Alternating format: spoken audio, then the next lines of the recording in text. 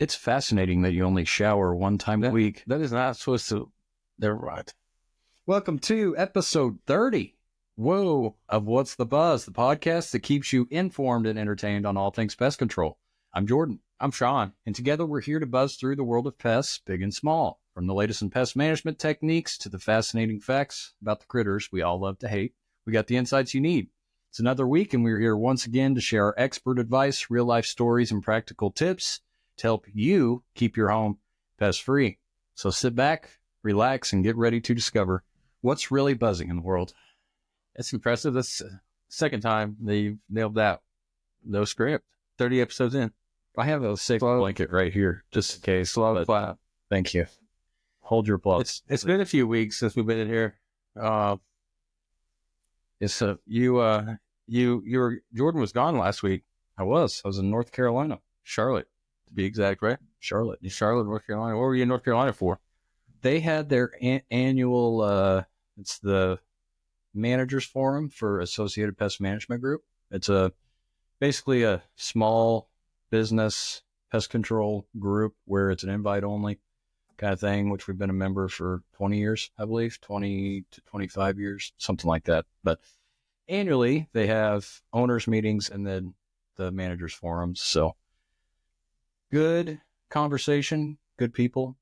Did you learn anything? I did learn a few. That's all that matters. Knowledge is power. There's a lot of notes. You have to kind of consolidate your notes into a few key takeaways and then bring them back and make us a little bit stronger. So kind of like getting in the gym, right? That's right. Lifting weights, gains, bruh. So it's been a couple weeks. We had a hard time getting in earlier this week just because we've been so swamped and stuff. But you remember last time we talked about the early spring pests? Yeah, I was just getting ready to recap that. That's crazy. They're here. Oh, they are? They're here. That's crazy. Yeah. 80-degree weather most of the week this week. A little bit of rain today. Wet and warm. Wet and warm. You know what that means? Wow. Hey, did you know that this week is National Termite Awareness Week? My favorite week of the year. It's been, I've been talking about that all week in different networking groups, and it seems like nobody knows that. I just can't believe that. National Termite Awareness Week. So before we get into that huge topic, early spring pests, what all did we talk about and what are we starting to see right now? Ooh, we're starting to see a little bit of everything right now. We are. Ants, your occasional invaders too. They're moving around. Earwigs, Asian lady beetles, flies are starting to move around. Mm-hmm. A little bit of wasp activity as well. So it's, I think the overwintering is over. Insightful. No, I mean, sitting around the house, we've seen a couple flies too. We have insecticide, so ants, haven't seen those yet. But we've been getting a lot of calls on ants, especially. Might have even been a termite call already. I've seen termite swarmers pictures already. So yeah, once this wet weather hits and it stays warm, and it's wet and warm, that's when they'll explode. That's right. Yeah, I mean, I think they heard it was Termite Awareness Week. And they wanted to be celebrated. That's pretty noble. Yeah, in my opinion. Yeah.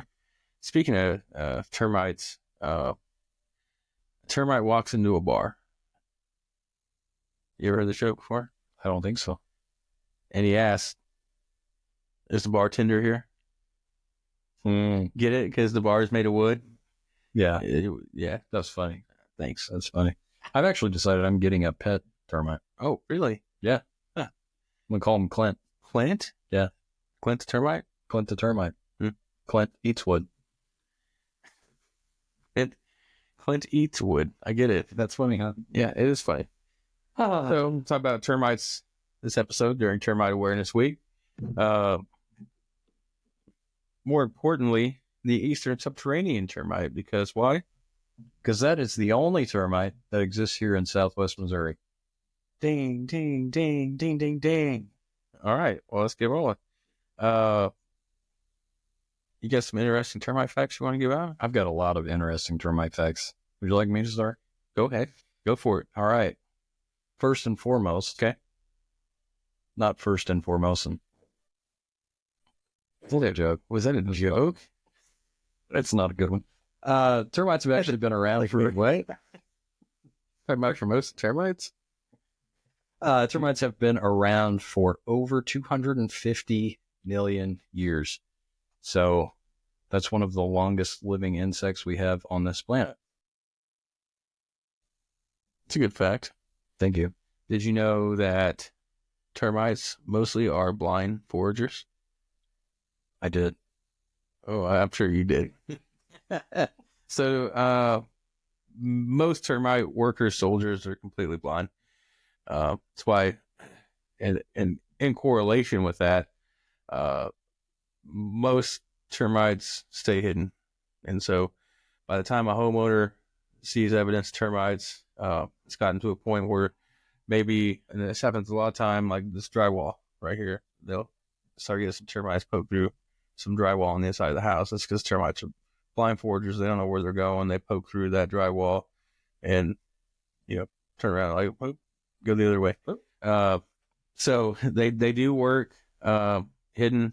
They work silently. You're not going to hear, while you're sitting on your couch, watching The Office, you're not going to hear termite activity. So Yeah, they're blind. they are blind. Yeah. Because they're underground most of the time. Ooh. And in their dark tunnels. So Mhm. just to add to that a little bit. There's another insect they're closely related with, the ants. They're structured, they're socialized, their colonies are pretty similar. But did you know that they're actually closer to cockroaches than they are to ants? Are you asking me that? Did you know that? I did know that. Oh, okay. Even though they're pretty comparable as far as socialization and colony structure, termites and ants are actually they don't get along very well. Mm-hmm.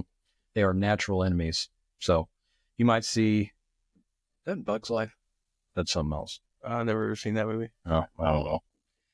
But occasionally they will fight to the death if they come into contact with one another. I think I mentioned this on an earlier episode, but I've got a video on my phone where I was doing an insect shield initial service many years ago. And I was installing a termite monitor in the front mulch bed. And along the mortar for the bricks, the brick siding, I have a video on my phone of an ant carrying a subterranean termite away in its mouth. So, Spoils, solid. yeah, spoils go to the victor. Oh, back to termites. Back to termites. Yeah.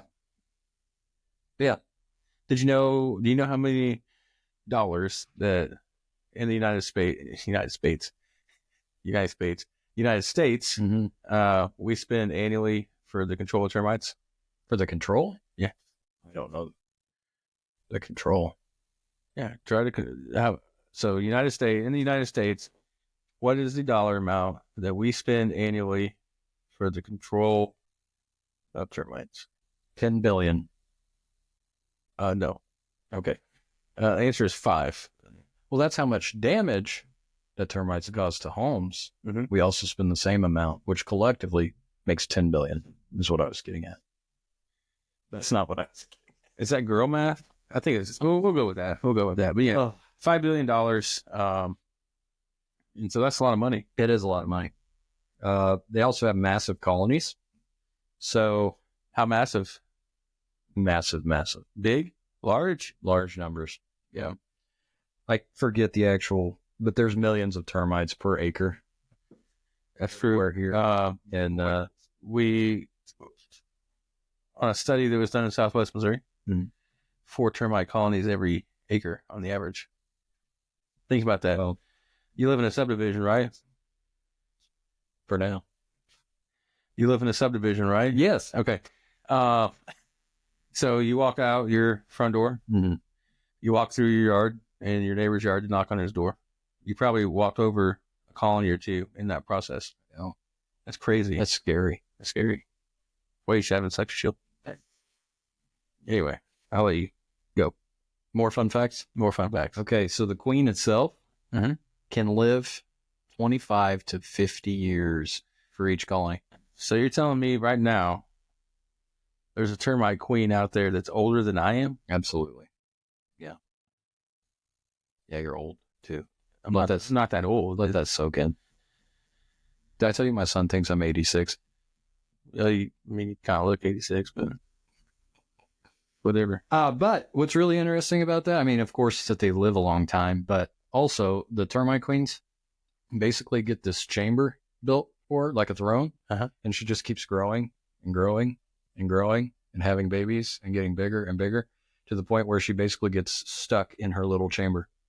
So unless those termites excavate a giant hole for her to get out, she stays in that hole for 25 to 50 years. Wow. That's crazy. Yeah. That's pretty crazy. And if you use the correct products, like we do, those workers, when they go to tend to her, take that product straight to the queen. Straight to the queen, baby. Yeah. It would. We use obviously you want to use a non-repellent product. We use one that has a transfer effect. Absolutely. That can go, I believe it's up to 4 times. So 4 times that termite comes in contact, whether it's through trophallaxis, or direct touching itself. You want to explain to our listeners what trophallaxis means? Yeah, and we'll get into another fun fact. But trophallaxis is basically the regurgitation of their food. Yeah, it's pretty gross. It's how they transfer to other termites. Workers eat it, go back and regurgitate it, and then other members eat it. Yeah, it's pretty yucky. But anyway, as you all know, they eat wood, but they don't actually eat the wood itself. They feed on the wood and digest that cellulose, and that's what they transfer through trophallaxis. Absolutely. It's actually the microorganisms in their gut that break down that cellulose material. And we'll go over some myths on termite.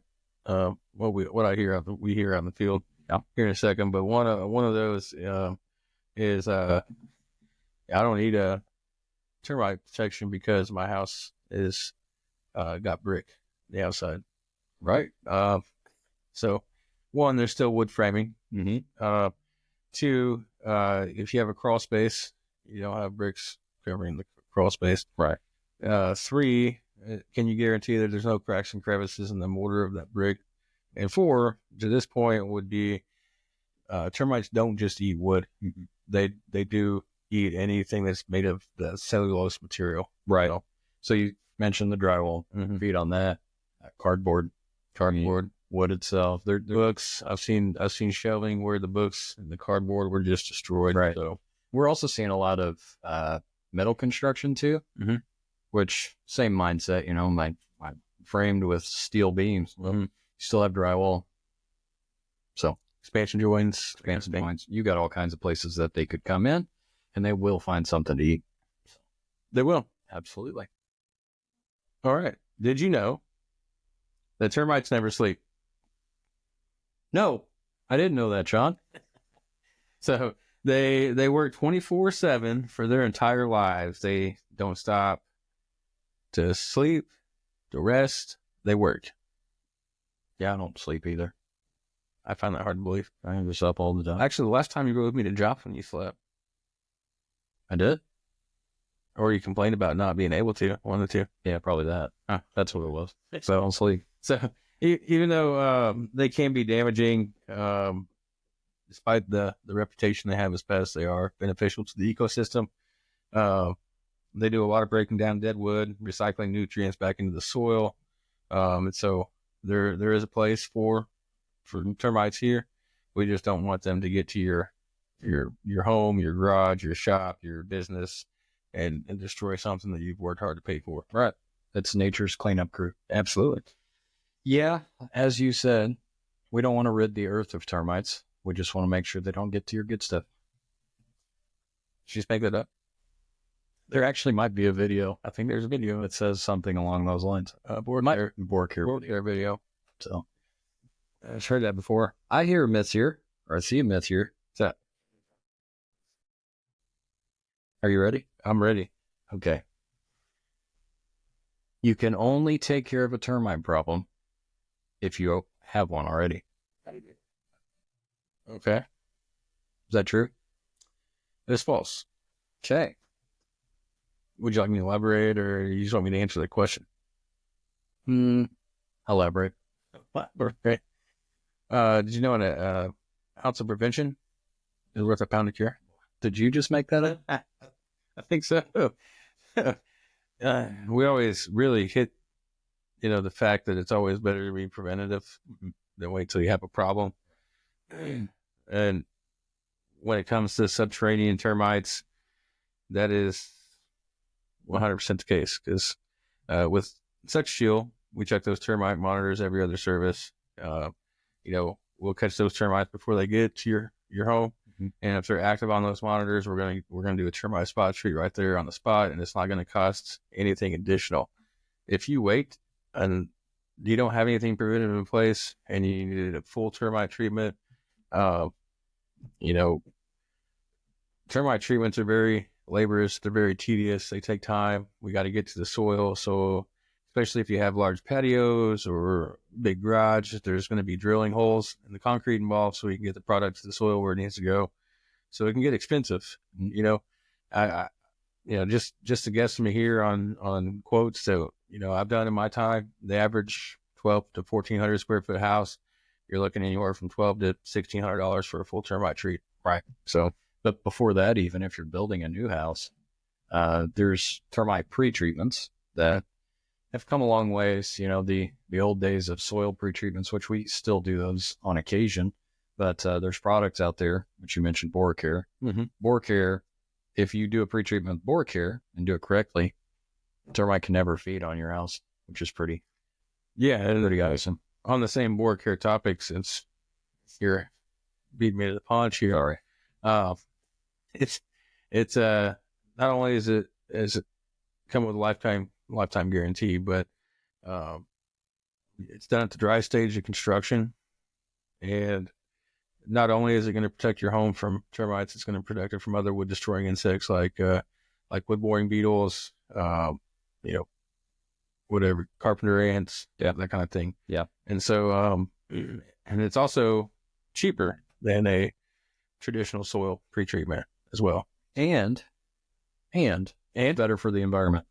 So we don't have to pump to thousands of we gallons. like eco-friendly solutions. We do. When it's the best option, absolutely. It's IPM at its finest. You want to tell people what IPM is? Integrated pest management. Reach out. Would you like me to elaborate? Sure. Not relying solely on pesticides to take care of a problem. There you go. So basically, in a nutshell, I could go on and on about it, but in a nutshell, a more outlined pest control plan where we're doing other things other than just applying pesticides to correct the issue. So Exclusion is one of them. Sealing, Biological controls, cultural controls, mechanical controls. Mechanical. Yep. Yeah, there's a lot of different things. Mm-hmm. What else we got? Shawn? Termites outweigh humans. Do they know? They do. If you added up the total weight of all the termites on Earth, you know that number? I don't think anybody knows that exact number. It would be greater than the total weight of all the humans on Earth. Are you texting somebody? Nope. I am just gathering some data here. Oh, you got data? Okay. Well, I'm not really sure what he's doing, guys. He's lost his marble.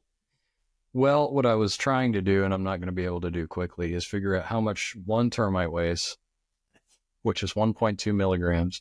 So then I was going to take that and see how many milligrams were in a pound, which it appears that there's Pound of cure? Oh, I'm sorry. There's 453,592 milligrams per pound. So if a termite weighs 1.2 milligrams, that means it's going to be like billions of termites per. Well, when you get home, you weigh Clint Eastwood, your pet termite. He's going to weigh about 1.2 milligrams. I can tell you that right now. Yeah, that gives you an idea of how many termites are on the Earth, right? So, how many termites do you think it would take to cover a body? Cover a body? like a human. Where did you come up with these questions? It just popped up. I don't know. Well, you think about 1.2 milligrams. So if I was laying, the question is, if I'm laying down, how many termites is it going to take to cover my body? Probably 3,769. Okay. I have no way to say yes or no, so I'm just going to say okay. I feel like you're way undershooting it. Well, it's better than overshooting it. So if you go over, you bust, right? I guess. Some myths here that I always bring up too. One of them being the brick. One I already brought up. The other one is, I don't need termite protection because my homeowner's insurance will pay for any termite damage or termite treatment. Right. And that is 110% false. I've networked with a lot of different insurance agents. Nobody I've talked to has ever heard of a policy that covers termite protection, termite damage. It is not covered on your homeowner's insurance. You need that Bug Zero supplemental coverage. Insecticide. Yeah. You got any other myths? Not off the top of my head. Can't think of any. So we want to, real quick, before we move on, talk about the difference between termite and ant swarmers. Yeah. I actually got a picture from my buddy Adam in my Monday morning Connect 417. Shout out, Adam. Shout out, Adam. He sent me a picture over the weekend with some ants, some winged ants, some ant swarmers. And he said, "What are these?" So I told him the difference. I said, "Don't worry about it. Nothing to worry about." But ant swarmers and termite swarmers look very, very similar. One good identifying factor to tell the difference would be the termite swarmers have straight antenna, while ant swarmers have kind of elbowed antenna. That's one good way to see. One good way. The wings themselves. So termite swarmer wings are all the same length. So they have 4 wings that are all uniform. They all go to about the same point, where ant swarmers have 2 sets of wings that are shorter and 2 sets of wings that are a little bit longer. Absolutely. Also, ant swarmers still look like ants, where termite swarmers have this kind of like hot dog looking body, little tiny hot dog, but it's not as segmented as the like ants. A wiener mite. Instead of a wiener dog. A what? Wiener mite. A dachshund mite, maybe. Mite. I like it. Anyway, I'm sorry. So that's a few. Shawn, can you think of anything else? On the difference? Yeah. Those are the 3 main things that we look for. Yeah. Off that. Any other differences you're probably going to have to put under a microscope. One more. Ant swarmer wings will actually stay attached to the body if you lightly pull on them. If you see a pile of wings laying on the ground, usually it's going to be termites. Yep. Termites shed their wings whenever they land their final they're pretty in place. Pretty brittle wings. They're good for about one good flight. Yeah. And that's another thing to bring up for you guys. The reason that they send out the swarmers, usually termite colony is pretty mature at that point, 4 or 5 years old. They're sending out those termite swarmers, and they have one job, and that's to establish a new colony. So can be as little as 2 years old. They can be. Most of the time, they're a little bit more mature. Yeah, a little bit more mature generally. Yeah. So we have a plethora of other nerd facts. If you guys want to know, just ask. We don't have any customer questions. Are they doing? Did one come in? I don't see one. No customer questions. You guys got to get better at asking questions here. Right now. I mean, we got some social media pages. Got an email I always give out. We need some questions. We do. Because you know what? We're always bringing the heat, baby. And we got answers. And delivering value. You ever think about when you're networking, and I don't know about you, but I don't just randomly talk about bugs. But when people ask me about something, that's when it opens the floodgates a little bit. Or like presentations, too. You ever wonder if people are just like, this is so ridiculous. So this week I made it a special point in my networking groups to, when it was my turn to stand up and talk, I just said, I'm sure everybody here is aware, but this week is National Termite Awareness Week. I know you guys are here to hear about it. Yeah. And everybody kind of chuckle. I'm like, no, seriously. And then they would chuckle even more because they thought. And then you shoved knowledge down their throat. I just threw out the heat, baby. Just threw it out. It's always good. So, unsolicited advice. Try to get back on a regular schedule here and get another episode in next week. But let's go to our 5-star review of the day. How about that? Let's do it. You want it? Let's see what we got here. How about 2 days ago? 5-star review on Google from Mindy Letterman on the Googs. We've been clients for over 20 years. Great communication and always on top of everything if a pest issue like ants, spiders, or wasps, etc. arise, which is a rare occasion. Very professional as well. We highly recommend Bug Zero. Awesome. Awesome. Good review. Thanks, Mindy.